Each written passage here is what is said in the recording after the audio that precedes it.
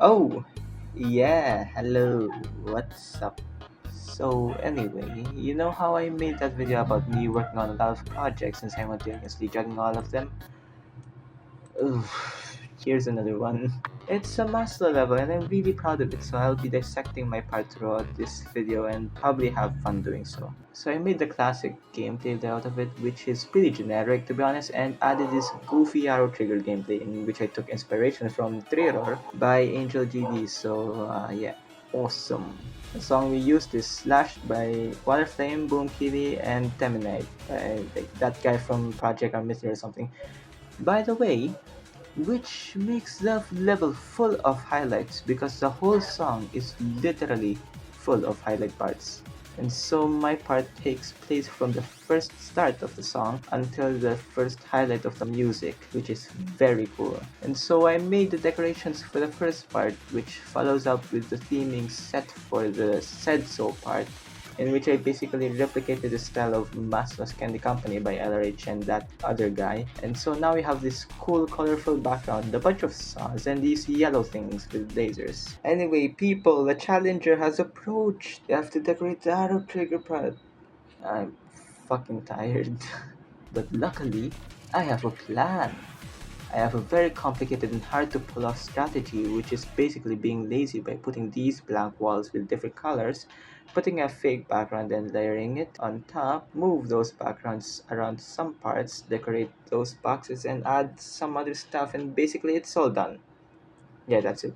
And now moving on, I made that transition with this math stuff then rubbing my two brain cells together, but I just took everything that's in that guide camera trigger and split them into six, and that's basically how the part works. So for the next following parts, I wanted some sort of energetic thing going on, like tectonic tempos. So I took some inspiration and based the movements off of some objects, and I also added a pink shader to the background and made it change and flash for every beat, and I added these warning block thingies and more yellow thingies to make it look like there's more to the part.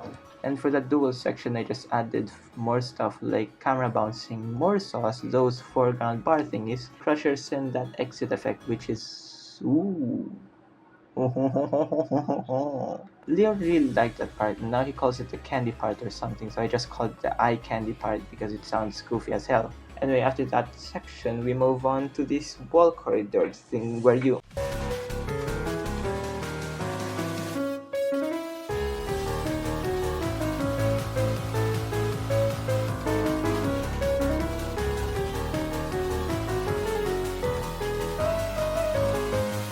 Yeah, anyway, that's how the part goes. Lots to go through, to be honest. Anyway, I stole those walls from Glorious Fortress by JamAttack, but everything beyond this part, I did all by myself. First of all, the camera pans over to this factory mechanical part ahead and smoothly moves these boxes, where you have to hit these two specific boxes to get through. Now for the smooth movements of the guide camera trigger, I used keyframe system and just rubbed my two brain cells together and made it work. I did draw this big rusty statue before I start decorating everything. It was to be the classic purple and yellow color, but it didn't fit the theme, so I just made it brown and well brown, so it looks like a rusty old statue. And I did a little experiment by comparing if tracing by hand or if the Alio mod is better. But to be honest, I like tracing by hand more actually. I mean, sure, tracing by hand is more inefficient than the drawing mod, but it just feels more rewarding, and yeah, it just feels more rewarding. Anyway, that's super cool. I made the whole outline and tested some movement for the statues on how it will take place and stuff.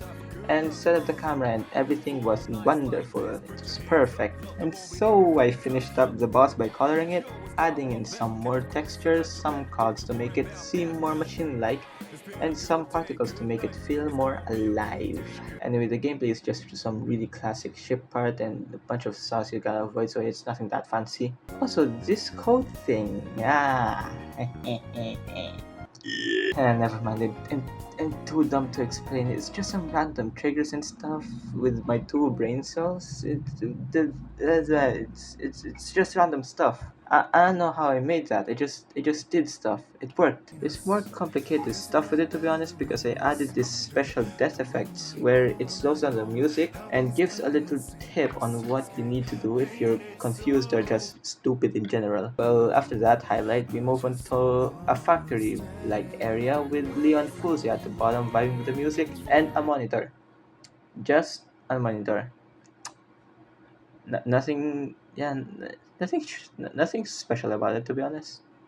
And then there is pipes where they transport some creator point boxes, more gears, hanging spikes for some reason, and another corridor that sets you up for the next section where you have to get this lightning thing to get across the door. Anyway, when you go into so mentioned section, you go through these shuffling grounds with a very fun spider action gameplay. This ground shuffling effect actually was something that Leo suggested, and these particles are from Blee and Top, and I just added in for life to the part, so yeah, very cool.